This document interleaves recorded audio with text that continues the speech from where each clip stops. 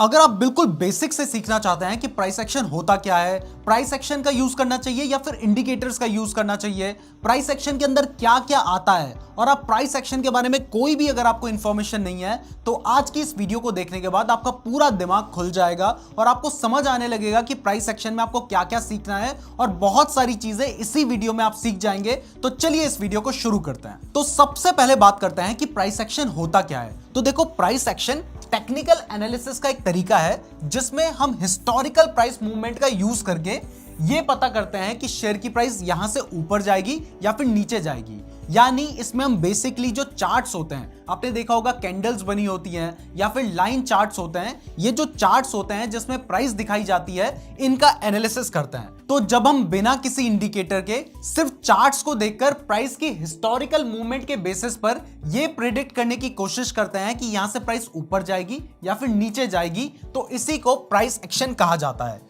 तो price action क्या होता है ये तो आपको क्लियर हो गया है, बाकी आगे भी ये चीजें आपको क्लियर होती रहेंगी। अब आपके माइंड में क्वेश्चन आ रहा होगा कि यार प्राइस एक्शन बेटर होता है कि इंडिकेटर्स बेटर होता है, क्योंकि अगर आपने हमारी पुरानी वीडियोस देखी होंगी तो हमने बहुत सारे इंडिकेटर के बेसिस पर भी ट्रेडिंग स्ट्रेटजीज बता रखी हैं और इवन वो अच्छे से काम भी करती हैं। तो फिर हमें प्राइस एक्शन सीखने की जरूरत क्या है और क्यों ये इंडिकेटर से बेटर है या फिर क्या बेटर है, ये जानने की अब कोशिश करते हैं। तो ये जो प्राइस एक्शन होता है, इसका सबसे बड़ा फायदा यह है कि प्राइस एक्शन में आप करंट प्राइस मूवमेंट पे फोकस करते हैं। यानी अभी जो शेयर की प्राइस चल रही है उसके बेसिस पर आप प्रिडिक्ट करने की कोशिश करते हैं कि प्राइस ऊपर जाएगी या फिर नीचे जाएगी। जबकि जो इंडिकेटर्स होते हैं, इसमें जो ज्यादातर इंडिकेटर्स होते हैं ये लैगिंग इंडिकेटर्स होते हैं, यानी ये स्लोली रिस्पॉन्ड करते हैं। मतलब कई बार आपने देखा होगा कि प्राइस बढ़ जाती है, उसके बाद इंडिकेटर सिग्नल देता है कि आपको बाय करना है, और जब तक आप बाय करते हैं तब तक प्राइस वापस नीचे गिर जाती है। तो इसका नुकसान ये होता है इंडिकेटर्स का कि कई बार ये लैगिंग होते हैं।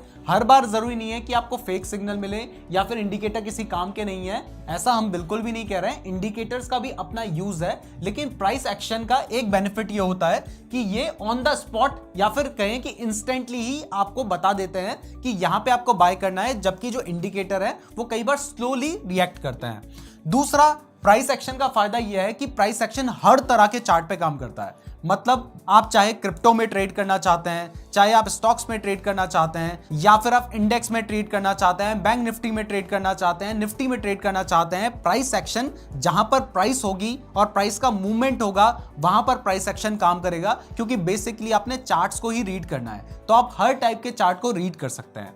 लेकिन जो इंडिकेटर्स होते हैं, बहुत सारे ऐसे इंडिकेटर हैं जो स्पेसिफिक चार्ट पे ही काम करते हैं और दूसरे चार्ट्स पे उतने बेटर तरीके से काम नहीं करते हैं, या फिर वहां पर जो कंडीशंस है उतने बेटर तरीके से काम नहीं कर पाती हैं। जबकि इंडिकेटर के केस में ज्यादातर जो इंडिकेटर्स होते हैं वो एक स्पेसिफिक मार्केट कंडीशन में ही काम करते हैं, यानी हर चार्ट पे वो काम नहीं करते हैं। वो हो सकता है कि बैंक निफ्टी में काम कर लें, निफ्टी में काम कर लें या स्टॉक्स में काम कर लें, लेकिन वो आपके फॉरेक्स में या करेंसी में जब आप ट्रेड करना चाहें वहां पे काम ना करें, या कमोडिटी में काम ना करें। जबकि जो प्राइस एक्शन है वो जहां पर भी प्राइस होगी वहां पर काम करेगा।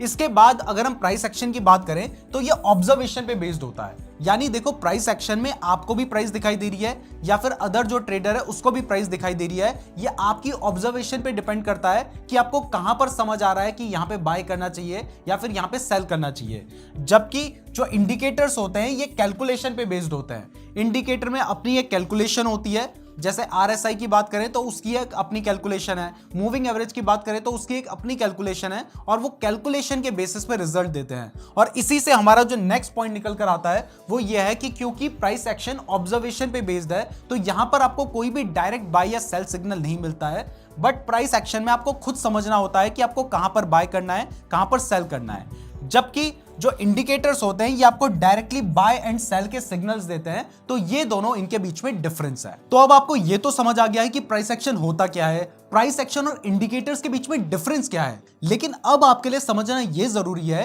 कि प्राइस एक्शन में आता क्या क्या है, क्योंकि यही सबसे मेन इंपॉर्टेंट क्वेश्चन है, और प्राइस एक्शन के अंदर जो जो चीजें आती हैं यही सबसे ज्यादा इंपॉर्टेंट है। तो चलिए अपने नेक्स्ट क्वेश्चन की तरफ चलते हैं कि प्राइस एक्शन में आता क्या क्या है। तो प्राइस एक्शन के अंदर सबसे पहले आता है शेयर के हाई और लो का एनालिसिस करना। तो वो कैसे करना है, चलिए वो समझते हैं। तो इसके लिए हम चलते हैं हमारे चार्ट पर। तो आ गए हैं हम चार्ट पर। अब इस चार्ट में सबसे पहले कुछ ऐसे लो पॉइंट्स ढूंढते हैं जहां से प्राइस ऊपर बढ़ी है। तो सबसे पहले आप देख सकते हैं कि ये एक ऐसा पॉइंट है जहां से प्राइस ऊपर बढ़ने लग गई थी। उसके बाद आप देख सकते हैं कि यहां पर प्राइस आई थी, यहां से फिर ऊपर बढ़ी। उसके बाद फिर से आप देखेंगे कि यहां पर प्राइस आई और यहां से फिर ऊपर बढ़ गई। तो आप देख सकते हैं कि 1, 2 और 3 बार जब प्राइस यहां पर आई तो यहां से ऊपर बढ़ गई। तो आप ये एक्सपेक्ट कर सकते हैं कि इसके बाद जब चौथी बार प्राइस यहां पे आई है तो यहां से फिर ऊपर बढ़ेगी। तो इस तरीके से हम एनालाइज करते हैं कि कहां से प्राइस ऊपर जा सकती है या फिर कहां से प्राइस नीचे आ सकती है। जब भी प्राइस किसी एक लो पॉइंट पर आकर वहां से ऊपर बढ़ जाती है और बार बार अगर ऐसा होता है तो उस पॉइंट को हम सपोर्ट मानकर चलते हैं। तो अगर आपको प्राइस एक्शन सीखना है तो आपको बहुत सारे चार्ट्स को देखना होगा। चार्ट्स में देखिए कि कौन सा ऐसा पॉइंट है जहां पर प्राइस जाने के बाद बार बार प्राइस ऊपर उठ जा रही है।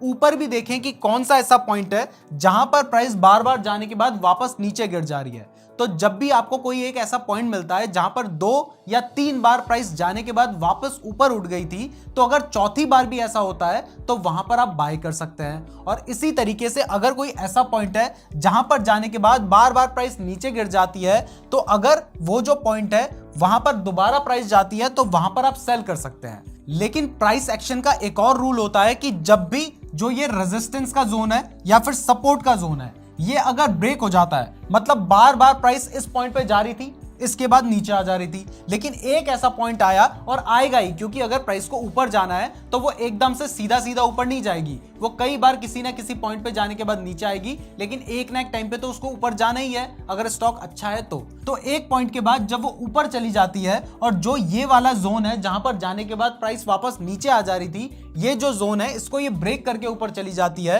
तो ऐसा देखा गया है कि इसके बाद एक बहुत अच्छा मूवमेंट देखने को मिलता है। तो यहां पर आप देख सकते हैं कि ये सितंबर का टाइम है। इवन इससे पहले भी अगर हम चले जाएं तो जुलाई का टाइम है, या उससे भी पहले अगर हम चले जाएं तो यहां पर आप देख सकते हैं कि ये जून के टाइम से लेके शेयर की जो प्राइस थी वो एक ही रेंज में ट्रेड कर रही थी। इसके आगे भी अगर हम बढ़ते चले जाएं तो आप देखेंगे कि जून 2022 से लेके मार्च 2023 तक प्राइस जो थी वो 200 रुपए से 207, 220 के आसपास ट्रेड कर रही थी। और उसके बाद जब प्राइस बढ़ने लगी और फिर जाके जब प्राइस ने इस लेवल को ब्रेक किया, तो इस लेवल को ब्रेक करने के बाद एक अच्छा खासा मूवमेंट सिर्फ 2 से 3 महीने के अंदर ही आ गया। मतलब यहां पर जो प्राइस थी वो 270 रुपीज के आसपास चल रही थी, और जब इसने इस लेवल को ब्रेक किया तो उसके बाद आप देखेंगे कि कुछ ही दिनों में प्राइस बढ़कर 340 रुपीज तक चली गई थी। तो अगर आप यहां पे बाय करते तो आपको एक बहुत अच्छा मूवमेंट देखने को मिल सकता था।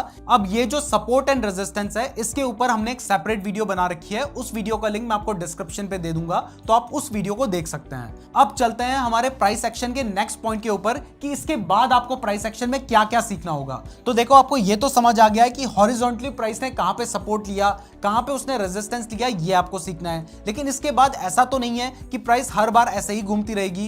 प्राइस ज्यादातर टाइम पर एक ट्रेंड में रहेगी। तो जब प्राइस एक ट्रेंड में रहेगी तो उस टाइम पर आप कैसे डिटरमाइन कर सकते हैं कि आपको कहां पर बाय करना है, क्योंकि अगर आप ये पता नहीं कर पाएंगे तो आप एक बहुत अच्छे और बहुत बड़े ट्रेंड को मिस कर सकते हैं। तो चलिए अब वो पता करने की कोशिश करते हैं। तो आपने देखा था कि जब भी प्राइस इस तरीके से मूव कर रही है तो आप देख सकते हैं कि प्राइस ने यहां पे सपोर्ट लिया है, यहां पे सपोर्ट लिया है। लेकिन इस वाले केस में आप देखें कि प्राइस ने सबसे पहले यहां पे सपोर्ट लिया, उसके बाद सेम लाइन में नहीं लिया, यहां पर सपोर्ट लिया, फिर सेम लाइन में नहीं लिया, ऊपर जाके सपोर्ट लिया। तो इस केस में हम क्या करेंगे? तो इस केस में आप इस तरीके से एक लाइन ड्रॉ कर सकते हैं जैसी मैंने यहां पे ड्रॉ कर रखी है। और जब नेक्स्ट टाइम इसी तरीके से जो शेयर की प्राइस है वो इस लाइन के पास आती है, यानी ऐसे बढ़ के प्राइस यहां तक गई और उसके बाद यहां आने के बाद अगर दोबारा ऊपर मूव करती है तो यहां पर आप बाय कर सकते हैं। और इसके बाद प्राइस का बहुत ज्यादा चांसेस होते हैं कि प्राइस यहां से एक बहुत ऊपर का मूवमेंट ले सकती है। ये जो कंसेप्ट है इसको ट्रेंड लाइन कहा जाता है। तो प्राइस एक्शन में आपको सबसे पहले सपोर्ट एंड रेजिस्टेंस सीखना होता है, जो कि इससे पहले वाले में मैंने आपको बताया था। फिर आपको ट्रेंड लाइन में प्राइस किस तरीके से रिएक्ट करती है, यानी ट्रेंड लाइन को ड्रॉ कैसे करना है, ये भी सीखना होगा। अब जब आप ट्रेंड लाइन सीख लेंगे तो इसके बाद आपको सीखने होंगे कैंडलस्टिक पैटर्न्स। देखो, बहुत सारे टाइप के कैंडलस्टिक पैटर्न्स होते हैं, लेकिन इन्हें मेनली 2 पार्ट्स में डिवाइड किया जा सकता है। एक होते हैं बुलिश कैंडलस्टिक पैटर्न्स, जिनके बनने के बाद शेयर की प्राइस बढ़ने के चांसेस होते हैं, और दूसरे होते हैं बियरिश कैंडलस्टिक पैटर्न्स, जिनके बनने के बाद शेयर की प्राइस गिरने के चांसेस होते हैं। यहां पर हमने आपको कुछ एग्जांपल्स दे रखे हैं, जैसे बुलिश एनगल्फिंग, ये एक बुलिश पैटर्न है, नाम से ही आपको पता चल रहा है। Morning star, bullish pin pattern और बुलिश हरामी पैटर्न्स, ये सभी बुलिश पैटर्न्स हैं जिनके बनने के बाद शेयर की प्राइस बढ़ सकती है। और कुछ हमने आपको बियरिश पैटर्न्स के भी एग्जांपल यहां पे दिखा रखे हैं, जैसे कि बियरिश एनगल्फिंग फ्लशिंग पैटर्न, जब इस तरीके का कैंडलस्टिक पैटर्न बनता है तो इसके बाद प्राइस गिरने के चांसेस होते हैं। इवनिंग स्टार पैटर्न बनने के बाद भी प्राइस गिरने के चांसेस होते हैं। बियरिश पिन पैटर्न बनने के बाद भी प्राइस गिरने के चांसेस होते हैं। और यहां भी आपको बियरिश हरामी के नाम से ही पता चल रहा है कि जब इस तरीके का कैंडलस्टिक पैटर्न बनता है तो इसके बाद भी प्राइस गिरने के ही चांसेस होते हैं। अच्छी बात यह है कि इनके ऊपर हमने 2 वीडियोस बना रखी हैं जिनमें हमने टोटल 12 टाइप के कैंडलस्टिक पैटर्न्स को एक्सप्लेन किया है। तो अगर आप उन पैटर्न्स को देखना चाहते हैं तो आपको सिंपली यूट्यूब में जाके सर्च करना है नीरज जोशी कैंडलस्टिक पैटर्न्स। आपको 2 वीडियोस मिल जाएंगी और उन वीडियोस को देखकर आप कैंडलस्टिक पैटर्न्स के बारे में सीख सकते हैं। कैंडलस्टिक पैटर्न्स के बाद अब आपको सीखने होंगे चार्ट पैटर्न्स। बहुत सारे टाइप के चार्ट पैटर्न्स होते हैं, जैसे कि एक इस तरीके का पैटर्न होता है, इसको एम पैटर्न और डबल टॉप पैटर्न भी कहते हैं। जब इस तरीके का पैटर्न बनता है चार्ट में तो इसके बाद प्राइस गिरने के चांसेस होते हैं। ऐसे ही एक इस तरीके का पैटर्न होता है, इसको हम डब्ल्यू पैटर्न या फिर डबल बॉटम पैटर्न भी कहते हैं। और जब इस तरीके का पैटर्न बनता है तो इसके बाद प्राइस बढ़ने के चांसेस होते हैं। ऐसे ही एक ट्रायंगल पैटर्न भी होता है, ये है एक ट्रायंगल पैटर्न। जब प्राइस इस तरीके से मूव करके इस तरीके से कंसोलिडेट करे तो इस तरीके से एक ट्रायंगल पैटर्न बन जाता है। और जब इस तरीके का पैटर्न बनता है तो इस पैटर्न के बनने के बाद अगर प्राइस में ऊपर की तरफ ब्रेकआउट देखने को मिलता है तो यहां से प्राइस बढ़ने के चांसेस होते हैं। और अगर नीचे की तरफ ब्रेक डाउन देखने को मिलता है तो यहां से प्राइस गिरने के चांसेस होते हैं। तो इस तरीके के बहुत सारे चार्ट पैटर्न्स हैं, तो आपको इनको भी सीखना होगा। तो ये सभी जो कैंडलस्टिक पैटर्न्स है, चार्ट पैटर्न्स है, सपोर्ट रेजिस्टेंस है, ट्रेंड लाइन है, तो जब इन सबको मिलाकर हम चार्ट को स्टडी करते हैं तो इसी को प्राइस एक्शन कहा जाता है। अब जब आप प्राइस एक्शन को सीख लेंगे तो आपको यह तो समझ आने लग जाएगा कि प्राइस ऊपर जाएगी या नीचे जाएगी। लेकिन दोस्तों, अगर आप ट्रेडिंग से पैसे कमाना चाहते हैं तो इसके लिए रिस्क मैनेजमेंट भी बहुत ज्यादा इंपॉर्टेंट है। वैसे इसके ऊपर भी हमने एक सेपरेट वीडियो बना रखी है।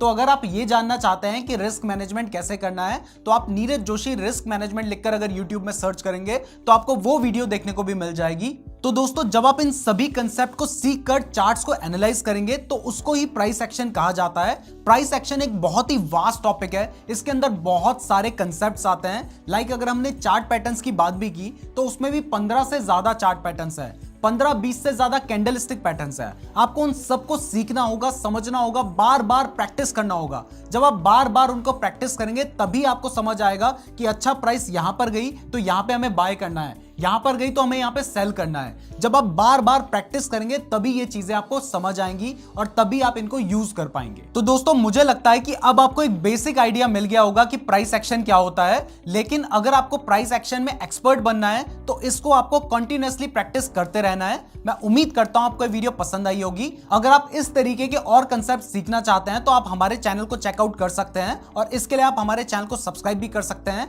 वीडियो पसंद आई है तो वीडियो को लाइक जरूर कर दीजिएगा। और अगर आप ट्रेडिंग के लिए बेस्ट डीमैट अकाउंट खुलवाना चाहते हैं तो एंजल वन का लिंक डिस्क्रिप्शन पे दिया है, वहां से आप अपना बिल्कुल फ्री डीमैट अकाउंट खुलवा सकते हैं। इसके साथ ही हमारे सभी सोशल मीडिया अकाउंट्स का लिंक डिस्क्रिप्शन पे दिया है। अगर आपने यहां तक वीडियो देखी है तो आप हमारे लिए बहुत ज्यादा स्पेशल हैं, कमेंट करके जरूर बताइएगा। धन्यवाद।